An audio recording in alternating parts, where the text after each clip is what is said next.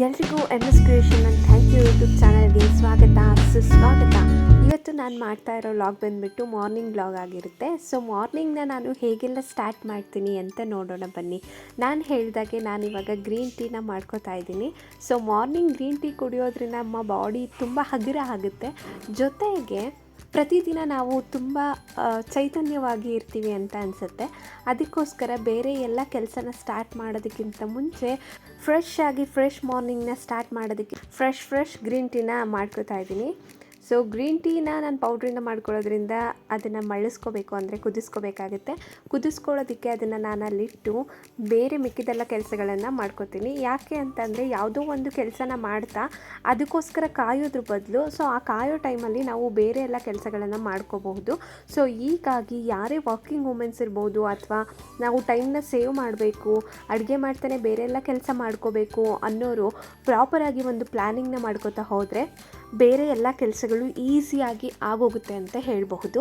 ಜೊತೆಗೆ ದಿನನಿತ್ಯನೂ ಕೂಡ ಪ್ರತಿ ಮಾರ್ನಿಂಗ್ಗೆ ಇಷ್ಟು ಹ್ಯಾಬಿಟ್ಸ್ನ ನಾವು ಮಾಡ್ಕೋಬೇಕು ಅಂತ ಹೇಳಿ ಅಂದ್ಕೊಂಡು ಅಷ್ಟು ಹ್ಯಾಬಿಟ್ಸ್ನ ನಾವು ಪ್ರತಿದಿನ ರೂಢಿ ಮಾಡ್ಕೋತಾ ಹೋದರೆ ಸೊ ಅದು ನಮಗೆ ಗೊತ್ತಿಲ್ಲದೆ ಇರೋ ನಮ್ಮ ಸಬ್ಕಾನ್ಷಿಯಸ್ ಮೈಂಡಲ್ಲಿ ಆಲ್ರೆಡಿ ಫೀಡ್ ಆಗಿರುತ್ತೆ. ಸೊ ಹಾಗಾಗಿ ಪ್ರತಿದಿನ ನಾವು ಇದನ್ನು ಅಭ್ಯಾಸ ಮಾಡಲೇಬೇಕು ಅಂತ ಏನಿಲ್ಲ. ಪ್ರತಿದಿನ ಈ ಕೆಲಸಗಳನ್ನು ಮಾಡ್ತಾ ಇದ್ದರೆ ಅದು ನಮಗೆ ಒಂದಿನ ರೂಢಿಯಾಗಿ ಹೋಗ್ಬಿಟ್ಟಿರುತ್ತೆ. ಸೊ ಹಾಗಾಗಿ ಪ್ರತಿದಿನ ಬೆಳಗ್ಗೆ ನಾವು ಧ್ಯಾನ ಮತ್ತು ಯೋಗನ ಪ್ರಾಕ್ಟೀಸ್ ಮಾಡ್ತಿರೋದ್ರಿಂದ ಸೊ ನಮ್ಮ ಮನೆಯಲ್ಲಿ ಮ್ಯಾಟು ಆ್ಯಸ್ ಯೂಶ್ವಲ್ ಆಗಿ ಇರುತ್ತೆ. ಸೊ ಹಾಗಾಗಿ ಮ್ಯಾಟೆಲ್ಲ ಕ್ಲಿಯರ್ ಮಾಡಿಕೊಂಡು ಲಿವಿಂಗ್ ಏರಿಯಾನ ಮೊದಲು ನಾನು ಸಾರ್ಟ್ ಮಾಡ್ಕೋತಾ ಇದ್ದೀನಿ. ಯಾಕಂದರೆ ಬೆಳಗ್ಗೆ ಎದ್ದಿದ ತಕ್ಷಣ ನಾವು ಬಂದುಬಿಟ್ಟು ಕೂರೋ ಪ್ಲೇಸೇ ಈ ಒಂದು ಲಿವಿಂಗ್ ಏರಿಯಾ. ಸೊ ಈ ಲಿವಿಂಗ್ ಏರಿಯಾ ನಮಗೆ ಕ್ಲೀನಾಗಿದ್ದರೆ ಬೆಳಗ್ಗೆ ಆ ಫ್ರೆಶ್ ಮಾರ್ನಿಂಗ್ ನಮಗೆ ಪಾಸಿಟಿವ್ ಎನರ್ಜಿನ ತಂದುಕೊಡುತ್ತೆ. ಸೊ ಹಾಗಾಗಿ ಮೊದಲು ನಾನು ಲಿವಿಂಗ್ ಏರಿಯಾ ಎಲ್ಲ ಸಾರ್ಟ್ ಮಾಡ್ಕೋತಾ ಇದ್ದೀನಿ. ಲಿವಿಂಗ್ ಏರಿಯಾ ಸಾರ್ಟ್ ಮಾಡ್ಕೊಂಡಿದ್ದ ನಂತರ ಇಡೀ ಮನೇನ ಒಂದ್ಸಲಿ ಗುಡಿಸ್ಕೋತಾ ಇದ್ದೀನಿ. ಸೊ ಈ ರೀತಿ ಗುಡಿಸ್ಕೋತಾ ಇದ್ದಾಗ ನಮಗೆ ತುಂಬ ಯೋಚನೆಗಳು ಬರುತ್ತೆ. ಅಂದರೆ ಇವತ್ತು ನಾವು ಏನು ತಿಂಡಿ ಮಾಡಬೇಕು, ಸೊ ಬೆಳಗ್ಗೆ ಎದ್ದಾಗಿಂದ ಸಂಜೆ ಮುಗಿಯೋವರೆಗೂ ಎಷ್ಟೆಲ್ಲ ಮನೇಲಿ ಕೆಲಸ ಇರುತ್ತೆ ಅಂತ ಹೇಳಿಬಿಟ್ಟು ಸೊ ಅದೆಲ್ಲ ನಮ್ಮ ತಲೆಯಲ್ಲಿ ಓಡ್ತಾ ಇರುವಾಗ ನಮಗೆ ಒಂದೊಂದ್ಸಲಿ ಅನಿಸೋದು ಏನಂತಂದರೆ, ಎಷ್ಟೇ ಕೆಲಸ ಇರಲಿ ಅಥವಾ ಏನೇ ಇರಲಿ, ಎಷ್ಟೇ ಕಷ್ಟ ಇರಲಿ, ಎಷ್ಟೇ ಸಮಸ್ಯೆ ಇರಲಿ, ಏನೇ ಇರಲಿ, ನಾವು ಪ್ರತಿಯೊಂದು ಕ್ಷಣವೂ ಪ್ರೀತಿಯಿಂದ ಜೀವಿಸಬೇಕು ಅಂತ ಹೇಳಿಬಿಟ್ಟು.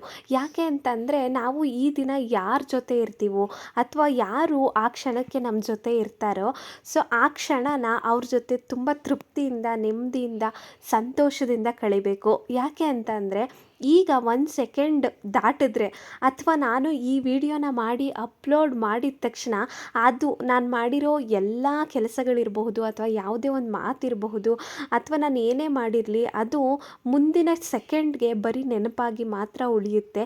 ಸೊ ಹಾಗಾಗಿ ನಾವು ಪ್ರತಿ ಕ್ಷಣನ ಆ ವಾಸ್ತವದಲ್ಲಿ ಬದುಕಿ ಅಂದೇ ಆ ಕ್ಷಣನೇ ಜೀವಿಸ್ಬಿಡೋಣ ಅಂತ ಅನಿಸುತ್ತೆ.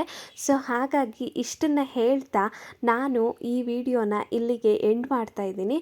ಯಾರಿಗೆಲ್ಲ ಈ ವಿಡಿಯೋ ಇಷ್ಟ ಆಯಿತು ಸೊ ಅವರು ನನ್ನ ಒಂದು ವಿಡಿಯೋಗೆ ಲೈಕ್ ಮತ್ತು ಕಮೆಂಟ್ ಮಾಡಿ ಹೀಗೆ ಸಪೋರ್ಟ್ ಮಾಡ್ತಾಯಿರಿ ಅಂತ ಹೇಳ್ತಾ ಮುಗಿಸ್ತಾ ಇದ್ದೀನಿ. Thank you.